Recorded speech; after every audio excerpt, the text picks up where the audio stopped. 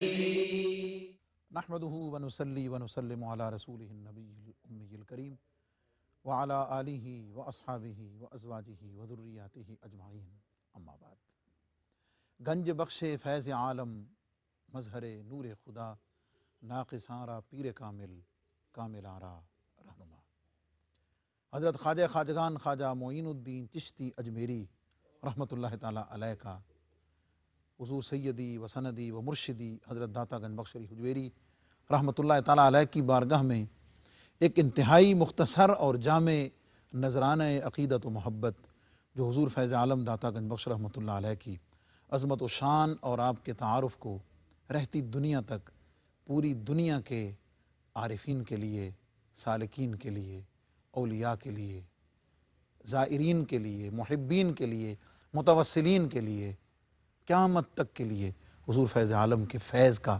تعارف کراتا رہے گا۔ معزز ناظرین، پروگرام کشف المحجوب لے کر آپ کا میزبان مفتی محمد رمضان سیالوی حاضر خدمت ہے، اور حسب سابق میرے ساتھ اس پروگرام میں کشف المحجوب شریف کی تشریح، توضیح اور علمی، فکری اور روحانی الفاظ کے ساتھ آپ کو اس کی تشریح پیش کرتے ہیں حضرت علامہ مولانا محمد شہزاد مجددی صاحب۔ السلام علیکم ورحمۃ اللہ وبرکاتہ۔ معزز ناظرین، تصوف روحانیت جس کے بارے میں عرفاء نے فرمایا، اس کی بنیادی باتوں میں سے ایک بات یہ بھی ہے کہ اپنے ہر عمل میں، اپنی ہر عبادت میں اپنی پوری توجہ کو صرف اور صرف اللہ رب العزت کی رضا کے لیے مختص کر دینا، اور اس کے ساتھ ساتھ رب سے کیا ہوا وعدہ اور پیمان جو اس کی رضا کے لیے کر لیا ہے اس کو آخر تک نبھانے کی کوشش کرنا، یہ اس کی بنیادی چیزوں میں سے ہے۔ ایک شخص نے حضرت امام اعظم ابو حنیفہ رحمۃ اللہ تعالیٰ علیہ کی خدمت میں عرض کی کہ حضور کچھ رقم تھی اور کہیں رکھ کے بھول گیا ہوں، یاد نہیں آ رہا کہ کہاں رکھی ہے۔ حضرت امام اعظم ابو حنیفہ رحمۃ اللہ تعالیٰ علیہ نے تبسم فرمایا اور فرمایا کہ یہ اگرچہ کوئی فقہ کا مسئلہ نہیں ہے، لیکن بہر صورت آپ نے اس کو یہ ارشاد فرمایا کہ تم ایسا کرو کہ آج پوری رات نماز پڑھو، پھر دیکھتے ہیں اللہ تعالیٰ کو صورت پیدا فرما دے گا۔ اس شخص نے رات کو عشاء کی نماز کے بعد ظاہر ہے نوافل ادا کرنا شروع کیے، اور جیسے ہی اس نے اپنی اس عبادت کو شروع کیا تو اس کو یاد آ گیا کہ رقم کہاں رکھی تھی۔ بڑی مشکل سے جو رکعت 2 یا 4 کی نیت کی ہوگی مکمل کی، بھاگ کر گیا، نکالا اور سنبھال لیا۔ صبح اگلے دن حضرت امام اعظم ابو حنیفہ رحمۃ اللہ علیہ کی خدمت میں حاضر ہوا اور سارا قصہ عرض کیا۔ حضرت امام مسکرائے اور مسکرا کر فرمانے لگے کہ شیطان یہ کیسے برداشت کر سکتا تھا کہ تم پوری رات اللہ کی عبادت کرتے رہتے، اگرچہ تمہیں اپنی رقم یاد آ گئی تھی کہ کہاں ہے، لیکن تمہیں چاہیے تھا کہ تم پوری رات اللہ رب العزت کی عبادت کرتے رہتے۔ معزز ناظرین، یہ حضرات اولیاء اعظام اللہ رب العزت کے ساتھ اپنی کی گئی کمٹمنٹ کو اس کے آخر تک مکمل کرتے ہیں اور نبھاتے ہیں۔ کشف المحجوب شریف کا 11واں باب ہے، اور حضرات ائمہ تبع تابعین رضوان اللہ تعالیٰ علیہم اجمعین کا ذکر پاک چل رہا ہے، اور آج ہم جس عظیم ہستی کے ذکر پاک کے ساتھ آپ کی خدمت میں حاضر ہیں ان کا نام ہے حضرت حاتم اصم۔ اصم الف اور صاد اور میم کے ساتھ تشریح اس کی آگے آئے گی۔ حضور فیض عالم داتا گنج بخش رحمۃ اللہ تعالیٰ علیہ نے اپنے اسلوب میں پہلے آپ کے القابات کو، پھر آپ کے ارشادات کو، اور پھر اس کے بعد اپنے مخصوص تبصرے کو ذکر کیا ہے۔ آپ کے ذکر پاک حضرت حاتم اصم کے ذکر کو آگے بڑھانے سے پہلے میں سب سے پہلے حضرت علامہ صاحب کی خدمت میں گزارش کروں گا کہ آپ کا یہ جو لقب ہے اصم، اس کا مطلب کیا ہے اور اس کی وجہ شہرت کیا ہے؟ بسم اللہ الرحمن الرحیم، الحمدللہ رب العالمین والصلاة والسلام علی اشرف الانبیاء والمرسلین وعلی آلہ وصحبہ اجمعین۔ مفتی صاحب، یہ وجہ شہرت ہو گئی، آپ کے نام کا حصہ بن گیا، لقب تو نہیں تھا، یہ نام کا ایسا شہرت ہو گئی اس نام سے کہ اصم کہتے ہیں بہرے کو، جو کم سنائی دیتا ہو جسے، اور اس سے گفتگو کرنے کے لیے اونچا بولنا پڑے۔ تو حضرت سیدنا ابو عبد الرحمن حاتم بن عنوان الاصم البلخی الخراسانی رحمہ اللہ تعالی، آپ اتنے اجل مشائخ اور اکابر صوفیاء میں سے ہیں، اور اعلیٰ ظرفی کی ایسی مثال، اعلیٰ اخلاق کی ایسی مثال شاید تصوف کی تاریخ میں نہ ملے، اور اسی وجہ سے یہ واقعہ جو ہے اس میں پیش آنے والی جو صورتحال تھی وہ آپ کے نام کا حصہ بن گئی، اور ایسا بہت کم ہے، شاذ و نادر ہے کہ ایک خاتون آئی کوئی مسئلہ پوچھنے کے لیے آپ کی خدمت میں، آپ کی خدمت میں، حضرت حاتم اصم رحمۃ اللہ تعالی کے پاس آئی، اور گفتگو کے دوران اس عورت کی جیسے ہوا خارج ہو گئی۔ اب حضرت طبی چیز ہے، طبی چیز ہے، حاتم اصم رحمۃ اللہ تعالی علیہ آپ نے فوراً اس خاتون سے فرمایا، ظاہر ہے وہ گھبراہٹ اور شرمندگی کا احساس اس کے چہرے پہ دیکھا، تو فرمایا ارفعی صوتک، اللہ ذرا اونچی بولو، ارفعی صوتکی، اونچا بولو اے بی بی اونچا بولو۔ تو وہ مطمئن سی ہو گئی ایک دم کہ کہ یہ تو اونچا سنتے ہیں، ان کو پتہ نہیں چلا۔ اللہ، اس کا اطمینان اور سکون ہو گیا بات کر کے، تو چلی گئی۔ اس کی عزت نفس جو ہے اس کو بحال اور برقرار رکھنے کے لیے آپ نے خود کو بہرا ظاہر کرنا پسند کر لیا کہ ایک عام خاتون، ایک عام عورت، اور خاص طور پہ خاتون ہونا، اس کو زیادہ ملحوظ رکھا۔ اور ارد گرد کے لوگوں نے جب یہ چیز دیکھی تو انہوں نے کہا کہ آپ تو بہرے نہیں ہیں لیکن اصم بن گئے آپ۔ انہوں نے کہا کہ ہاں، اس خاتون کی عزت نفس کی خاطر اب میں یہ چاہتا ہوں کہ جب تک میں زندہ ہوں اور یہ عورت زندہ ہے، میں بہرا ہی بنا رہا ہوں، اللہ اکبر، اللہ اکبر، لوگ مجھے بہرا ہی سمجھیں اور بہرا ہی دل بدستہ بر کے حج اکبر است از ہزاراں کا یک دل بہتر۔ یہ پیمانہ اور یہ معیار لے کے یہ صوفیاء نکلے ہیں۔ ان پر تنقید اور طنز اور طعن کرنے والے شخص کو پہلے اس آئینہ ورا میں جھانک کے دیکھنا چاہیے، پھر اپنے گریبان میں جھانکنا چاہیے کہ کہیں تاریخ اور ہسٹری میں بھی اس کے آباء و اجداد میں کوئی ایسی مثال ہے۔ علم و حکمت کی دنیا میں اعلیٰ ظرفی کی ایسی مثال ہے۔ یہ وہ ظرف ہے مفتی صاحب جو حقیقت میں نبوت کا ظرف ہے، اللہ اور اس امت کے اولیاء کو عطا کیا گیا۔ وہ واقعہ ایسا آپ کے نام کا حصہ بنا کہ لوگ حاتم اصم کہنے لگ گئے، فارسی میں حاتم الکر کہنے لگ گئے، کر بہرے کو کہتے ہیں۔ جی کر بیٹھ کو وہ آپ کے نام کا حصہ بن گیا، اور آپ نے کبھی اس کو برا محسوس نہیں کیا، بلکہ ہمیشہ خوشی محسوس کرتے تھے کہ مجھے اصم ہی کہا جائے۔ اللہ اکبر۔ حضرت داتا صاحب رحمۃ اللہ تعالیٰ علیہ نے آپ کے تعارفی کلمات میں زبدہ عباد اور جمال الاوتاد کے القاب ذکر کیے۔ معزز ناظرین، میں یہ بتاتا چلوں کہ حضرت حاتم اصم کی اس جو واقعہ آپ نے سماعت کیا ہے، اس میں یعنی ایک ایسی کیفیت اور ایک ایسی ایک روحانیت اور اتنی اثر انگیزی ہے کہ میں نے جان بوجھ کر تھوڑا اس کیفیت کو فوری بدل دیا ہے، ورنہ اگر ہم اس کیفیت پر اور اہل اللہ اور صوفیاء کی یہ جو شان ہے کہ وہ اللہ رب العزت کی مخلوق اور بندوں کے ساتھ کیسا پیار کرتے ہیں، ان کے جذبات کا، ان کے احساسات کا کیسے ادراک کرتے ہیں، یہ ایک الگ موضوع ہے۔ پھر عظمت آدم اور عظمت انسانی کا مفتی صاحب جو صوفیاء کے ہاں جو حیوانات اور نباتات اور جانوروں کا خیال، چیونٹیوں کا خیال کرتے ہیں، انسان کی عظمت ان کی نظر میں کیسی ہوگی، یہ بھی سمجھنا ہے۔ صوفیاء کرام کی سیرت پر گفتگو کرنے کے جو سب سے اہم پہلو ہے میں سمجھتا ہوں وہ یہ ہے کہ جس طرح عظمت آدمیت اور احترام آدمیت کو ان لوگوں نے سمجھا اور اس پہ عمل پیرا ہوئے ہیں، روئے زمین پر تاریخ انسانی میں اس کی کوئی آپ کو مثال نہیں ملے گی۔ ان سے سیکھیے ہیومن رائٹس کیا ہوتے ہیں، ویمن رائٹس کیا ہوتے ہیں، لائیے اس کی کوئی مثال ویمن رائٹس کی پوری ہسٹری میں لائیے۔ کسی خاتون کی عزت نفس کی خاطر اتنے بڑے اجل اور اتنے بڑے شیخ اور اتنے بڑے امام نے اپنے آپ کو بہرا کہلوانا اور ہمیشہ کے لیے بہرا رہنا پسند کر لیا۔ کہیں کوئی لائے ایسی مثال؟ جو حضور زبدہ عباد اور جمال الاوتاد، جی زبدہ عباد اگر آپ پڑھیں تو بھی ٹھیک، میں اس کو زبدہ عباد پڑھتا ہوں۔ ٹھیک ہے، دونوں جی عبادت کرنے عابدوں کی کیا بھی خلاصہ ہیں اور نچوڑ ہیں، اور بندے تو بندے ہیں ہی ہیں، لیکن یہاں پر میں نے اس کو پڑھا زبدہ عباد، عابدوں میں، جو عابدوں میں بھی بہت عبادت کرنے والے، گزاروں میں عبادت کرنے والے، پھر ان میں زبدہ ہیں۔ اب زبدہ کیا ہوتا ہے مفتی صاحب؟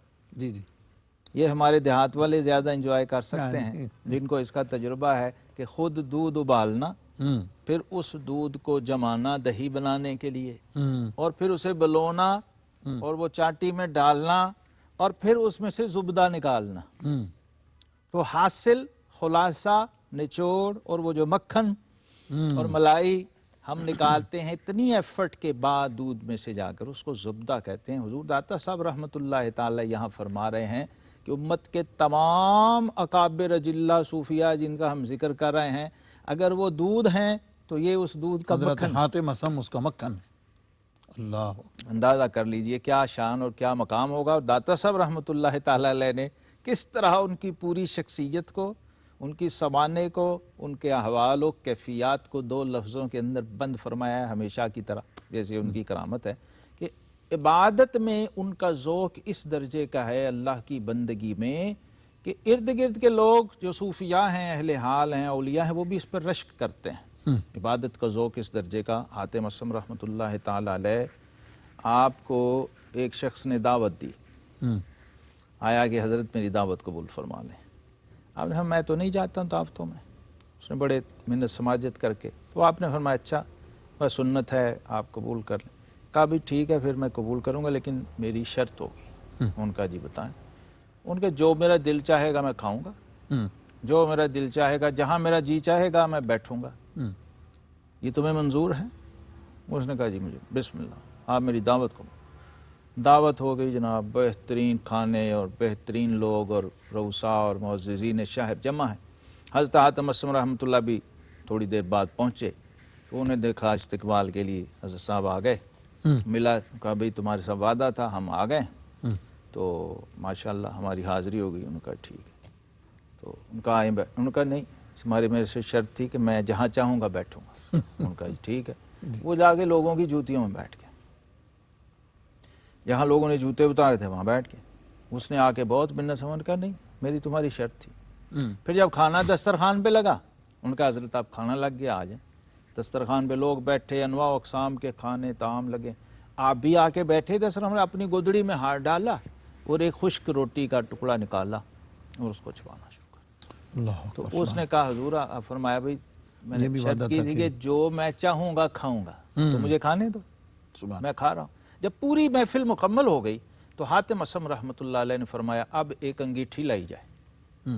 انگیٹھی لائی گئی، اس پہ توا۔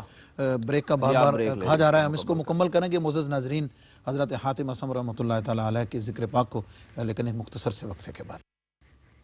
ویلکم بیک معزز ناظرین، پروگرام کشف المعجوب اور ذکر ہے حضرت حاتم اسم رحمۃ اللہ تعالیٰ علیہ کا۔ جی حضرت، انگیٹھی فرمایا کہ آپ فرمایا انگیٹھی لائی جائے، انگیٹھی لائی، پھر توا رکھا اور آپ نے ننگے پاؤں، وہ جب بالکل توا تپ گیا، سرخ ہو گیا نا، اس کے اوپر جا کے کھڑے ہو۔ لوگ حیرت زدہ رہ گئے، ششدر، پریشان، خوف کی کیفیت، یہ کیا ہو رہا ہے؟ اب آپ نے وہاں کھڑے ہو کے فرمایا اے لوگو، کل قیامت کے دن اللہ نے فرمایا ثم لتسألن یومئذ عن النعیم، تم سے اس دن ہر نعمت کے بارے میں سوال کیا جائے گا اور پوچھا جائے گا، اس وقت تک تم ایک قدم نہیں اٹھا سکتے اور زمین اس توے کی طرح تپ رہی ہوگی، اور اس پر کھڑے ہو کے ہمیں بات کرنی ہے۔ تو میں کہتا ہوں کہ اے اللہ، تیرا بندہ حاتم اسم اس تیرے بندے کی دعوت پہ یہاں آیا تھا اور تیرے دیے ہوئے حلال اور طیب رزق میں سے یہ روٹی میں نے کھائی ہے، میرا حساب ختم ہو گیا۔ اے لوگو، جس نے جو کھایا ہے اب باری باری اس پہ آگے کھڑا ہوتا جائے اور اپنا اپنا بیان کرتا جائے۔ لوگوں نے چیخیں مارنی شروع کر دی۔ یہ تقریر کا، خطاب کا، واعظ کا، اصلاح کا سٹائل تھا صوفیاء کا، آدھے منٹ کا خطاب، اور لوگوں میں چیخو پکار، رونگٹے کھڑے کروا دی اور پسینے چھڑوا دی، گویا حشر سے پہلے حشر برپا کر کے دکھا ان دیا، کے سامنے قائم کر کے دکھا لوگوں کو بتایا کہ یہ دنیا میں قرآن کی آیت کی تفسیر ایسی کسی مفسر نے نہ لکھی نہ پڑھی۔ ثم لتسألن، یہ کیفیت تھی زبدہ عباد، عباد الرحمن الذین یمشون علی الارض ہونا، یہ کیفیت تھی جناب حاتم اسم رحمۃ اللہ تعالی علیہ کی۔ اللہ کی بندگی اور عبادت تو تھی ہی تھی، وہ تو قابل رشک تھی، لیکن اس بندگی کے اور اس عبادت کے اثرات جو آپ کی شخصیت پر عملی زندگی میں تھے، اس کا یہ حال ہو گیا ہوا تھا کہ لوگ آپ کو دیکھ کر ان کی زندگیوں میں انقلاب آ جاتا تھا۔ آپ کے پاس بیٹھنے سے، آپ کی بات سننے سے، آپ کے الفاظ کو صوفیاء نے جس طرح لکھا ہے اور محفوظ کیا ہے، میں سمجھتا ہوں کہ حاتم اسم رحمۃ اللہ علیہ کو ان ہمارے اکابر اجلہ صوفیاء نے بطور ایک پیشوا کے، ایک راہبر کے قبول کیا، اور جو کچھ وہ فرما رہے تھے اس کو منشور اور نصاب کے طور پہ لیا، محفوظ شاید کر اسی کے کی لکھا۔ آگے اس کا تسلسل ہے جمال الاوتاد۔ جمال الاوتاد، اچھا اس میں جو یہ دوسرا پہلو جو ہے جمال الاوتاد، یہ بتا رہا ہے اوتاد جو ہیں آپ کو معلوم ہے 4 ہوتے ہیں روئے زمین پر، اور ایک مشرق میں، ایک مغرب میں، ایک شمال میں، ایک جنوب میں، اور یہ ستون اور وتد، اس وتد سے ہے اوتاد، پلرز جن پر یہ پورا نظام تکوین جو ہے، تکوینی نظام کائنات کا سارا وہ چل رہا ہے۔ تو زمین جو ہے، زمین اور اس کے متعلقات میں ان اوتاد کا تصرف باطن کام کر رہا ہوتا ہے، احیاء و اماتت، خرق و غرق اور تحریک و ترزیق، صوفیہ اس کے لیے استعمال کرتے ہیں۔ جیسے حدیث میں فرمایا وَبِهِمْ يُمْتَرُونَ وَبِهِمْ يُرْزَقُونَ وَبِهِمْ يُنْصَرُونَ، یہ وہ لوگ ہیں جن کی برکت سے آسمان سے بارشیں برستی ہیں، اور جن کی برکت سے زمین سے فصلیں نکلتی ہیں، اور جن کی برکت سے اسلامی لشکروں کو کفار پر فتوحات حاصل ہوتی ہیں۔ گویا ان کا تصرف کار فرما ہوتا ہے نظام تکوین میں۔ یہ جو 2 القاب آئے حضور داتا صاحب رحمہ اللہ تعالی، یہاں سے میں یہ سمجھا ہوں، اور باقی کتابوں میں اس کی تائید بھی موجود ہے، کہ آپ بیک وقت نظام ارشاد اور نظام تکوین دونوں کے اندر قیادت فرما رہے ہیں۔ مفتی صاحب صوفیہ کرام یہ فرماتے ہیں کہ ہر وقت میں روئے زمین پر 2 قطب رہتے ہیں، ایک قطب ارشاد، ایک قطب مدار۔ قطب ارشاد جو ہے اس کا کام ہے رہنمائی اور رہبری کرنا اور نگرانی کرنا امور دینیہ، تبلیغ، لوگوں کی اصلاح، واعظ و نصیحت، یہ سارے معاملات۔ اور جو قطب مدار ہے اس کی ڈیوٹی ہے نظام تکوینی کے اندر قیادت کرنا اور کلیدی پوائنٹ پہ رہنا۔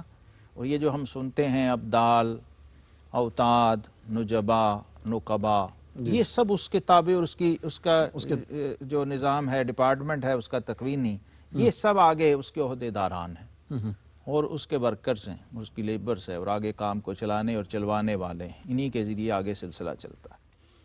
اب حضرت حاتم اصم رحمۃ اللہ تعالی علیہ کی یہ القاب بتا رہے ہیں کہ آپ کو ان دونوں دائروں کے اندر خدمت کا موقع عطا ہوا، اور دونوں کے اندر آپ کو قیادت کا شرف حاصل رہا ہے۔ نظام ارشاد کے اندر آپ دیکھ لیں کیسے تپتے توے پہ کھڑے ہو کے تبلیغ فرما رہے ہیں، اور نظام تکوین کے اندر حضور داتا صاحب رحمۃ اللہ تعالی نے فرما دیا کہ آپ اپنے وقت کے ان 4 اوتادوں میں سے ایک ہیں، اور ان میں بھی جمال، اور پھر ان میں جمال الاوتاد، جمال الاوتاد۔ ان کی زینت ہیں، یعنی اس کا مطلب کیا کہ ان 4 میں موسٹ سپیریئر اور سینئر پرسن ہے۔ جی جی، آپ کے بارے میں فرمایا کہ آپ محتشمان بلخ سے ہیں اور قدماء مشائخ خراسان سے ہیں۔ اس میں ایک چیز جو تھوڑی سی وضاحت طلب ہے معزز ناظرین کے لیے، کہ 2 الگ الگ شہر ذکر کیے ہیں، یعنی بلخ بھی اور خراسان بھی، اور اس کے ساتھ ایک لقب بھی الگ ہے کہ بلخ ہے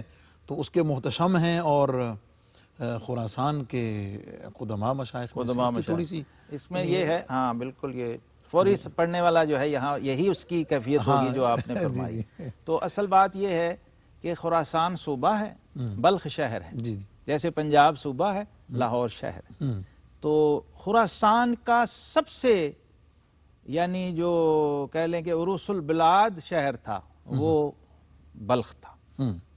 بلخ کو بڑی مرکزیت حاصل رہی۔ حضرت ابراہیم ابن ادہم رحمۃ اللہ علیہ وہ بھی بلخ سے ہیں، اور جناب حاتم اصم کے شیخ اور مرشد اور استاد شقیق بلخی رحمۃ اللہ علیہ وہ بھی بلخ سے ہیں، اور آپ کا بھی تعلق بنیادی طور پہ بلخ سے ہے۔ بلخ شہر کے اندر مشہور و معروف ہوئے، اور بلخ کے اندر بہت عزت مرتبہ اور مقام پایا، اہل فقر میں، اہل زہد میں اور اہل علم میں۔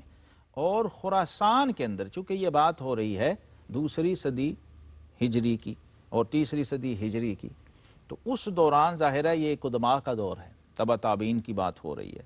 خراسان ظاہر ہے مرکز تھا، بے شک بہت بڑے بڑے اکابر، پہلے ذکر بھی ہو گیا بزرگوں کا، ان قدماء کے اندر آپ کا نام، اور اس لسٹ میں تذکرے میں آپ کا یہ ذکر بتا رہا ہے کہ ان قدماء میں آپ کا شمار ہے، اور ان قدماء کے اندر آپ بہت ہی مشہور اور معروف شخصیتیں اپنے دور اور اپنے زمانے میں ہی ہو چکے تھے۔ یہ نہیں کہ آج ہوئے، جی جی اپنی ظاہری حیات کے اندر ہی اتنے معروف ہو چکے تھے کہ لوگ بڑے بڑے اجلہ آپ کو دیکھنے آیا کرتے تھے. اور حضرت ابو بکر وراق ترمذی رحمۃ اللہ تعالی علیہ وہ فرماتے ہیں کہ حاتم اسم جو ہیں لقمان هذه الامہ، اللہ اکبر سبحان اللہ. کہتے ہیں حاتم اسم اس امت کے لقمان ہیں. اس سے آپ اندازہ کر لیجئے ان کے احتشام کا، ان کی شہرت کا، اور اس شہرت کے اثرات جو صوفیاء اور اکابر پر اثر انداز ہو رہے تھے، اس سے انہوں نے یہ نتیجہ اخذ کیا کہ اگر بنی اسرائیل میں لقمان علیہ السلام جیسی ہستی گزری ہے تو لقمان کی جو مظہریت ایک کاملہ لیے ہوئے ہمارے درمیان شخص موجود ہے، حضرت حاتم. وہ حضرت حاتم اسم رحمۃ اللہ. ساتھ ہی تعارف میں آپ کے مرشد جیسے آپ نے بھی فرمایا ابو شقیق بن ابراہیم ازدی بلخی ہیں اور احمد خضرویہ کے استاذ ہیں. استاد ہیں احمد یعنی بن یہ خضر یعنی استاذ کا بھی ذکر ہے بالکل، اور آگے شاگرد کا بھی ذکر ہے. تو اس سے یہ سمجھنا کیا ہے اس سے ہاں کہ دونوں ہی بہت بڑے امام ہیں کہ جن کے استاذ کیسے ہیں ہاں، اور آگے جن کا شاگرد کیسے کیسا ہیں، ہے اس سے آپ اندازہ کر لیں کہ کہ حاتم وہ اسم جو کیسے ہوں گے، درمیانی واسطہ ہے وہ کیسا اس ہوگا. کا کیا مقام اور مرتبہ ہوگا. یعنی اوپر بھی کاملین ہیں اور نیچے بھی کاملین ہیں. اس کا مطلب ہے کہ کاملین سے فیض لیا ہے اور آگے کاملین تیار کیے ہیں. اس کو ہم کہتے ہیں کامل و مکمل و اکمل. جی صوفیاء کی اصطلاح میں خود کامل ہے اور اس کی تکمیل ہو چکی ہے اور دوسرے کو تکمیل تک پہنچانے کی اہلیت رکھتا ہے. بہت خوبصورت. اور آپ کا کوئی قدم ابتدا سے انتہا تک صدق و اخلاص کے خلاف نہیں اٹھا ہے، اور اس کے لیے جو حضرت جنید بغدادی رحمۃ اللہ تعالیٰ علیہ کا قول آپ لائے ہیں، اللہ صدیق زماننا حاتم الاسم، بے شک کہ ہمارے زمانے کا صدیق حاتم اسم ہے. اب یہاں تائید ہوگی جو میں عرض کر رہا تھا جی جی کہ صدیق کا تعلق ہے دائرہ ارشاد سے. مقام صدیقیت جو ہے جی اس کا تعلق دائرہ ارشاد سے. اور مفتی صاحب مقام صدیقیت تو آپ قرآن سے ہی سمجھ لیجئے نا، اولئک مع الذین انعم اللہ علیہم من النبیین والصدیقین والشہداء والصالحین. جی جی قرآن جو ترتیب ہمیں دے رہا ہے کہ نبوت کے بعد اگر کوئی مرتبہ ہے تو وہ مقام صدیقیت ہے. ان اللہ معنا کی جو خصوص لا تحزن ان اللہ معنا، معنا. یہ مقام صدیقیت ہے کہ صدیقیت جو ہے اس کو نبوت کی معیت کبریٰ اور تامہ حاصل ہوتی ہے. اور دوسرے لفظوں میں، سادہ لفظوں میں کہیں، جیسے شاہ ولی اللہ صاحب نے لکھا علیہ رحمہ کہ صدیق اپنے دائرہ صدیقیت سے اگر ایک قدم اٹھائے تو وہ دائرہ نبوت میں پڑتا ہے. اللہ اکبر. یہاں یہ حدیث بھی آپ آسانی سے سمجھ آ جائے گی، لو کان بعدی نبی لکان عمر بن الخطاب، رضی اللہ. کیونکہ یہ سارے کمالات نبوت کے فیوز و برکات ہیں.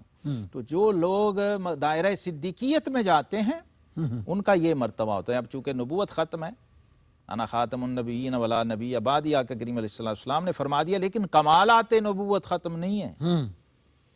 اس لیے مقام صدیقیت پہلی امتوں میں بھی تھا، اس امت میں بھی ہے. اس امت میں راس الصدیقین اور رئیس الصدیقین اور امام الصدیقین سیدنا ابو بکر صدیق رضی اللہ تعالیٰ عنہ اول تا آخر تمام صدیقین میں. لہٰذا ان کے فیض و برکات اس امت میں بدرجہ اولا جاری و ساری ہیں، پچھلی امتوں میں بھی جاری تھے. اس امت کے اندر قرب کی وجہ سے اور ایک ڈائریکٹ تعلق کی وجہ سے اس کی شدت زیادہ ہے. لہٰذا اس امت کے صدیقین کا مقام پچھلی امتوں کے صدیقین سے زیادہ ہے. تو جناب حاتم اسم رحمۃ اللہ تعالی علیہ دائرہ ارشاد کے اندر بطور یعنی صدیقیت سے یہ سمجھ لیجئے کہ اب اس سے اوپر کوئی مقام نہیں ہے آفیشلی، ٹیکنیکلی تصوف میں، کہ اس سے آگے بھی کوئی جائے اینڈ ہے، ختم، آگے نبوت ہے. جی پھر اس سے نیچے ہے شہداء اور صالحین. شہداء وہ والے نہیں ہیں جو جاگے شہید ہو جاتے ہیں اپنی جانیں کروں، وہ جو اہل مشاہدہ ہیں. یہ شہادت سے ہے، دیکھنے سے، مشاہدہ سے، اہل مشاہدہ ہیں. اس کے بعد صالحین جو عام صوفیاء اولیاء ہیں اور نیکوکار لوگ ہیں. تو صدیقیت کا مقام اس میں فرما رہے ہیں، اور تصدیق اور تائید کون کر رہا ہے؟ حضرت جنید سید بغدادی. الطائفہ سیدنا جنید بغدادی. اب اس میں مزے کی بات دیکھیں اپنے مفتی صاحب کیا ہے، کوئی مرید نہیں کہہ رہا، کوئی عقیدت مند نہیں کہہ رہا. جی ہاں، یہ بڑا خود ایک اتھارٹی کہہ رہی ہے. جو تصوف میں اتھارٹی ہے وہ بتا رہے ہیں کہ حاتم اسم رحمۃ اللہ تعالی علیہ مقام صدیقیت پر فائز ہیں. تو حاتم اسم رحمۃ اللہ تعالی علیہ کی شان میں اگر اور کوئی بات بھی نہ کہی جائے، یہ صرف ایک ہی بات کہہ دی جائے، تو میں سمجھتا ہوں یہ اینڈ ہے. یہ آخر ہے، لیکن داد صاحب تو یہاں سے شروع فرما رہے ہیں، آغاز کر رہے ہیں۔ حضرت حاتم اصم رحمۃ اللہ، جیسا کہ میں عرض کیا کرتا ہوں، امام خطیب بغدادی بھی لکھتے ہیں، اور خطیب بغدادی کے شیخ، یہ بھی میں بات دہرانا چاہتا ہوں، حدیث میں ان کے استاد حضرت امام ابو عبد الرحمن السلمی رحمہ اللہ تعالی، ان کی سند سے بھی لاتے ہیں۔ انہوں نے بھی لکھا ہے طبقات کے اندر، اور انہوں نے تاریخ بغداد کے اندر، کہ حضرت حاتم اصم رحمۃ اللہ علیہ آپ بھی مسند ہیں، اپنی سند سے حدیث کو روایت کرتے ہیں، باوجود اس کے کہ کانا عرف بالزہد والتقلل واشتہر بالورع والتکشف وَلَهُ کلام مدون فی الزہد والحکم۔ اس کی تشریح اور توضیح بڑی ضروری بھی ہے، اور میں سمجھتا ہوں کہ ہمارے جو گفتگو شخصیات کے اس تصوف کے پہلو پہ ہوتی ہے، اس پر ہم تفصیل سے بات کریں کہ معزز ناظرین، حضرت حاتم اصم رحمۃ اللہ تعالیٰ علیہ کا عروج مرتبت علم میں، تصوف میں، روحانیت میں آپ سماعت کر رہے ہیں۔ مزید انشاءاللہ العزیز تھوڑی بات ہوگی ایک مختصر سے وقفے کے بعد۔ Stay with us. Welcome back معزز ناظرین، پروگرام کشف المحجوب اور ذکر حضرت حاتم اصم رحمۃ اللہ تعالیٰ علیہ کا، اور آپ نے بریک پر جانے سے پہلے سنا کہ آپ کی شہرت ایک صوفی اور صوفیاء میں بڑے عظیم ہستی کے طور پر ہے، جیسا کہ آپ نے تفصیل سے سن لیا ہے، لیکن آپ کا علمی پہلو جو حضرت آپ صاحب مسند، صاحب سند محدث ہیں جی، اور اپنی سند سے روایت کرتے ہیں، حضرت شقیق بن ابراہیم بلخی سے روایت کرتے ہیں، شداد بن حکیم سے کرتے ہیں، عبداللہ بن مقدام سے کرتے ہیں، رجاء بن محمد سے کرتے ہیں، اور آگے ان سے کرنے والوں کی بھی ایک لسٹ ہے۔ حضرت امام احمد بن حنبل کے ساتھ آپ کی مجلس رہی، اور وہ بھی ایکنالج کرتے تھے آپ کے محدث ہونے کو، یہ حلقہ نشینی آپ کو حاصل رہی ہے۔ اپنی سند سے روایت کرتے ہیں جو امام مالک سے ہو کے امام زہری سے امام سیدنا انس بن مالک تک جا رہی ہے، صاحب موطا امام مالک سے۔ کہتے ہیں خطیب بغدادی اس کو اپنی سند سے روایت کر رہے ہیں، کہتے ہیں حدثنا حاتم ابن عنوان الاسم حدثنا سعید ابن عبداللہ حدثنا ابراہیم بن طہمان بن زبور حدثنا مالک عن الزہری عن انس رضی اللہ عنہ ان النبی صلی اللہ علیہ وسلم قال صلی صلاۃ الضحیٰ فإنہا صلاۃ الابرار، فرمایا چاشت کی نماز پڑھا کرو، یہ ابرار کی نماز ہے، نیک بندوں کی نماز ہے۔ وسلم اذا دخلت بیتک، جب گھر میں داخل ہو تو سلام کرو، کیوں؟ یکثر خیر بیتک، فرمایا اس سے تمہارے گھر میں خیر و برکت ہوگی، گھر میں جائیں تو سلام کریں، سبحان اللہ، اپنے گھر میں بھی جائیں تو سلام کریں، ضروری نہیں کہ دوسروں کے گھر میں سلام، ضروری ہے۔ تو اس کی برکت کیا ہوگی؟ گھر کے اندر جو لوگ کہتے ہیں برکت نہیں ہے، وہ سلام کو عام کریں، تو دیکھیں پھر کیسی برکتیں پھوٹتی ہیں۔ حضور فیض عالم داتا گنج بخش رحمۃ اللہ تعالیٰ علیہ نے آپ کے اقوال اور تصانیف کا ذکر بھی فرمایا، اور اس کی تعریف بھی بہت فرمائی، اور خصوصی طور پر آفات نفس کو دیکھنے اور سمجھنے میں جو نہایت دقیق اور بلند اقوال آپ سے منقول ہیں، حضور فیض عالم داتا گنج بخش رحمۃ اللہ تعالیٰ علیہ نے ان کا ذکر فرمایا ہے۔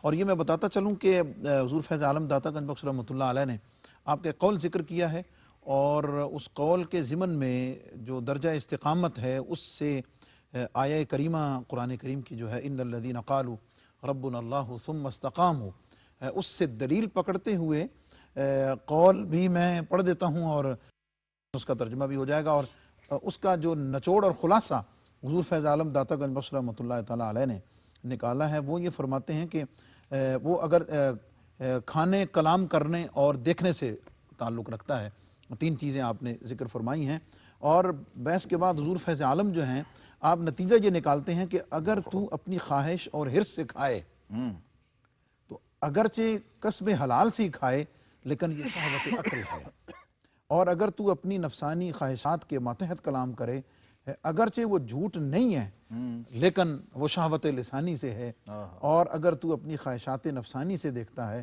اگرچہ اس میں کوئی شہادت، عبرت اور یہ چیزیں نہ بھی ہوں، تو فرماتے ہیں کہ یہ شہوت نظر سے ہے۔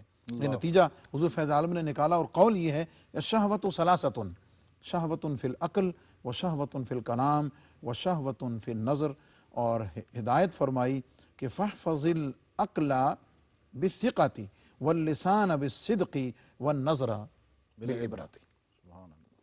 حضور کیا مطلب ہے اللہ اکبر، اس پورے کی؟ میں چاہوں گا کہ جو ہمارے نظام پاس سلوک کو جمع کر دیا ہے وقت ہے ایک جگہ اس کے اندر مکمل طور پر اس کا احاطہ جو ہے وہ سبحان اللہ کر لیا جائے۔ فرماتے ہیں کہ جو کھانے پینے میں اللہ پر توکل کر لیتا ہے وہ شہوات عقل و شرب سے آزاد ہو جاتا ہے، یعنی تشخیص بھی کر دی ہے، تجویز بھی فرما دیا، مرض کی تشخیص بھی ہو گئی، علاج کی تجویز بھی۔ علاج کیسے کرنا؟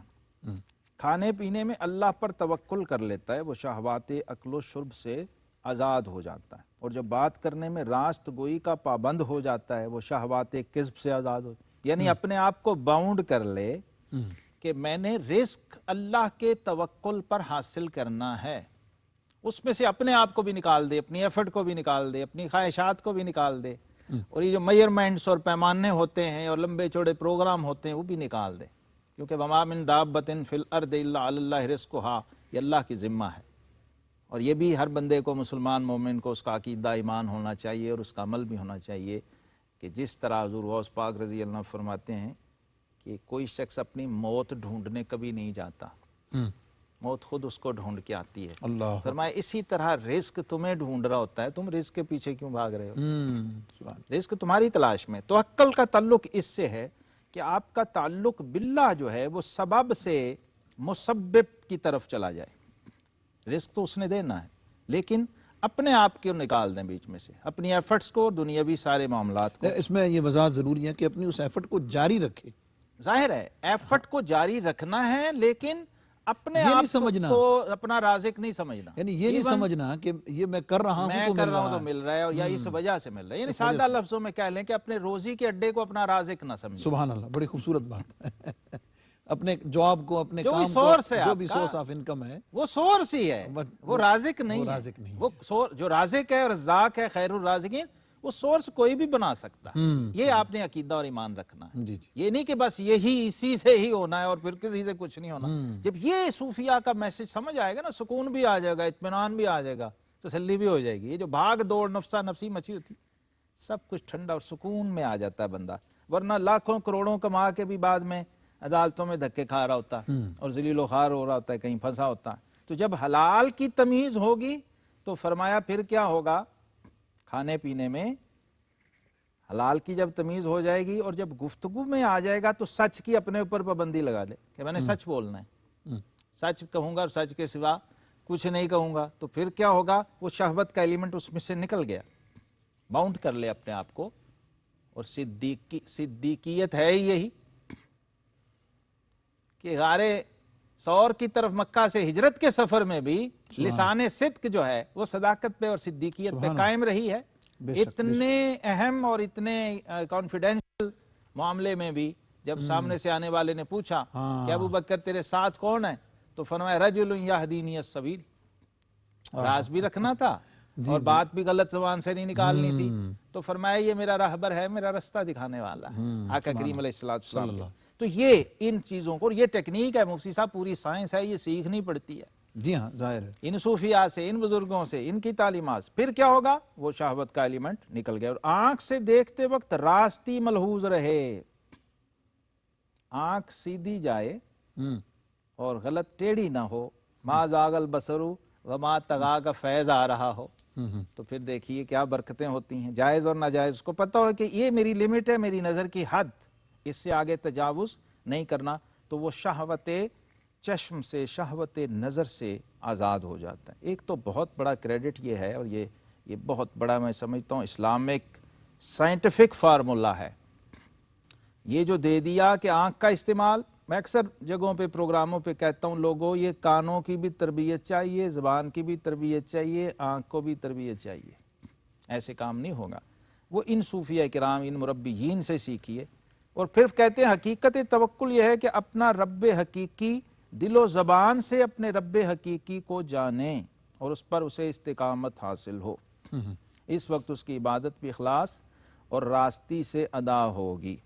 توکل کی حقیقت بیان کر رہے ہیں، اور یہ باطنی معاملہ ہے، جی، یہ آپ کے اندر کی کیفیت اور ہر وقت آپ اللہ کی نظر میں ہیں کہ اس اور بندے یہ کی اسی وقت کیفیت کیا ممکن ہے کہ جب آپ نے اپنی ان ساری چیزوں کو خود اپنی نظر میں رکھا ہوا، بے شک چیک اینڈ بیلنس ہو رہا ہے، خود اور آپ آپ کر پورے اس تربیت کے پروسیس سے، تزکیہ کے پروسیس سے گزر رہے ہیں آفیشلی، اور آپ کو پتہ ہے کہ میں نے یہ گول اچیو کرنا ہے، میں اور کیا نے کرنے جا اس رہا ہوں۔ مقام پہ جانا ہے، تو یہ ساری پابندیاں آپ کو خود پہ پھر لگانی پڑتی ہیں، اور جب یہ لگاتے ہیں تو پھر آپ اس کے اثرات دیکھیں کیا ہوتے ہیں۔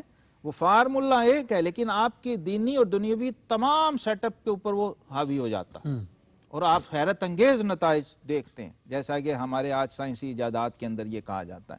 تو یہ روحانی تجربات و ایجادات کے نچوڑ ہیں جو حضرات صوفیہ نے ہمارے سامنے رکھے۔ پھر کہتے ہیں اس کی ہر حرکت و سکون میں کیفیت وجدانیہ کے سوا کچھ نہ ہوگا، اور اس کی نظر سوائے مشاہدہ ذات کے کسی طرف نہ جائے گی۔ حضوری کی کیفیت طاری ہو گئی، یعنی وہ جو فرمایا پہلے بیماری کی تعبد اللہ کا انا کا طرح، یعنی پہلے آپ نے مرض جیسے کی خود تشخیص ہو گئی، کی، پھر اس پھر کا علاج تجویز کر اور دیا، پھر اس کے ثمرات بتا اس کے ثمرات بتا دیے کہ کیا کہ صحت، روحانی صحت کے بعد پھر کیفیات کیا ہوگی۔ کیفیات کیا ہوں گی اس کا۔ اب یہ جو ایک جملہ ہے مفتی صاحب، اس پہ بھی پورا پروگرام ہو سکتا ہے، کیفیت وجدانیہ۔ ہاں جی، ہر حرکت و سکون میں، وہ اگر خاموش بیٹھا ہے تو بھی، اگر وہ کوئی کام کر رہا ہے تو بھی، ہر صورت میں اس کو اطمینان نفس، یا ایھا النفس المطمئنہ والی کیفیت نصیب ہو جائے گی، اور پھر اس کو اپنے رب کے سوا اور کچھ دکھائی نہیں دے گا۔ پھر جب کھائے گا تو صحیح کھائے گا، کلام کرے گا تو صحیح کلام کرے گا، اور یہ کلام دیکھے گا تو صحیح دیکھے گا، اور کیا ہوگا کہ یار اور دوست کے گرد گھوم رہا ہوگا۔ سادی بشوئی لوہے دل از نقش غیر ہو، علم کے راہ بحق نہ نمایت جہالت است، از یاد دوست ہر چے کنی عمر ضائع است، از ذکر یار ہر چے کنی۔ سادی فرماتے ہیں کہ از یاد دوست ہر چے کنی عمر ضائع است، وہ سمجھو کہ وہ عمر ضائع چلے گی تمہاری جو بھی کر رہے ہو، اور جز یاد دوست ہر چے کنی، وہ بھی تمہاری اپنی اللہ کی یاد کے سوا جو بھی کر رہے ہو وہ تمہاری خواہش نفسانی ہے، لیکن تعلق باللہ کا تقاضا یہ ہے کہ اپنے محبوب کے نام کو اپنے دل کی تختی پر اس طرح لکھ لو، سادی بشوئی لوہے دل از نقش غیر ہو، غیر کا نقش مٹا دو اور اس کا نقش ایسا جما دو کہ علم کے راہ بحق نہ نمایا جہالت۔ یہ فارمولہ اپنے اوپر اپلائی کر لو کہ ہر وہ خیر بھی جو مجھے میرے یار سے اور میرے دوست سے دور کر رہی ہے، وہ بظاہر خیر ہے، حقیقت میں شر ہے۔ اللہ اکبر، سبحان اللہ۔ وہی اس چیز کو اپنانا، اس کا جو جس نتیجہ پہ داتا صاحب رحمۃ اللہ علیہ نے جو نتیجہ خاص کر کے ہمیں اس میں سے دیا ہے کہ اپنی خواہش اور حرص سے کھائے، اگرچہ کسب حلال سے ہی کھائے، مگر یقیناً شہوت عقل ہے، اپنی ہوائے نفسانی کے تحت کلام کرے، اگرچہ وہ دروغ نہ ہو، مگر اب یہ باریک ترین چیز ہے، جی ہاں، اور لطیف ترین، اور نتیجہ بھی داتا صاحب رحمۃ اللہ تعالی نے اخذ کر دیا کہ شہوت لسانی اپنی خواہش نفسانی سے دیکھے، اور اگرچہ اس دیکھنے سے شہادت وغیرہ میں کام لے، مگر یہ وبال اور شہوت نظر۔ اب یہاں سوائے اس کے کہ للہیت 100% جب تک نصیب نہ ہو جائے، آپ کی خیر بھی مشکوک ہے۔ جیسے نماز میں قرآن نے کہا نا فوائل للمصلین الذین هم عن صلاتهم ساہون، نماز پڑھ رہا ہے لیکن ہلاک و برباد ہو فزین لهم الشیطان اعمالهم، شیطان کیا کرتا ہے ان کی اپنی ہی نظر میں ان کے اعمال کو بڑا سجا بنا کے پیش کر دیتا ہے، اور وہ سمجھتا ہے نہیں میں تو بڑے اچھے اعمال کر رہا ہوں۔ اس کا کیا نتیجہ ہوتا ہے؟ الٹا تکبر، انانیت اور خود پسندی اور عجب پیدا ہو رہا ہوتا ہے بظاہر اس کی ہوئی عبادت سے۔ صوفیہ اس کی بھی تشخیص کر رہے ہیں کہ صرف گناہ اور برائی سے ہی نہیں بچنا، بلکہ نیکی کے لبادے میں کی ہوئی برائی اور شر پہ بھی نظر رکھنی ہے۔ جب اس سے بچ جاؤ گے تو یہ مقام حاصل ہوگا، نظر بھی پاک ہو جائے گی، زبان بھی پاک ہو جائے گی، اور یہ جو خواہشات ہیں، یہ جو دل دماغ ہے، یہ بھی پاک اور پاک۔ بہت شکریہ جناب، بڑے خوبصورت انداز میں، بڑے علمی فکری انداز میں حضور فیض عالم داتا گنج بخش رحمۃ اللہ تعالیٰ علیہ نے جو حضرت حاتم اصم رحمۃ اللہ علیہ کا ذکر فرمایا، اور اس میں آپ کے قول کی تشریح اور توضیح جس جامعیت کے ساتھ، جیسے آپ نے سنا کہ پہلے مرض کی تشخیص کی، پھر اس کا علاج بتایا، اور تیسرے مرحلے پر اس کے ثمرات کو بھی بتا دیا کہ اس کو فروٹفل کیسے کیا جا سکتا ہے، اس کی علامات کو بتا دیا ہے، اور اس میں خاص بات یہ کہ اگر آپ خیر پر بھی ہیں تو اس خیر کو بھی ایک دفعہ ریویو کر لیجئے قرآن و سنت کے اور اس اخلاص کے معیار پر جو حضرات صوفیہ اعظام نے اپنے عمل سے قیامت تک کے لیے حضور کی امت کے لیے نمونہ چھوڑا ہے۔ یہ قرآن پاک کی آیات اور نبی پاک علیہ السلام کی سنت و شریعت کی وہ خوبصورت اور عظیم اور بڑی فکری اور بڑی نفیس تعبیر جو حضرات صوفیہ اعظام نے حضور کی امت کے لیے چھوڑی ہے، یہی بنیادی طور پر ان اہل اللہ کا کام ہے، ان کا مشن ہے، اور یہی ان کا پیغام ہے۔ اس بات کو، اس پیغام کو سمجھنے کے لیے پروگرام دیکھتے رہیے کشف المحجوب۔ مجھے اور میرے معزز مہمان کو، ہم سب کو پروگرام سے اجازت دیجیے۔ انشاءاللہ العزیز اگلے پروگرام میں ایک نئی ہستی کے ذکر کے ساتھ، نئے اسلوب، نئے الفاظ، نئی فکر، نئے وجدان کے ساتھ آپ کی خدمت میں حاضر ہوں گے۔ اپنا، اپنوں کا، دائیں بائیں سب کا بہت خیال رکھیں، اس میں ہم سب کی بہت بھلائی ہے۔ والسلام علیکم ورحمۃ اللہ وبرکاتہ۔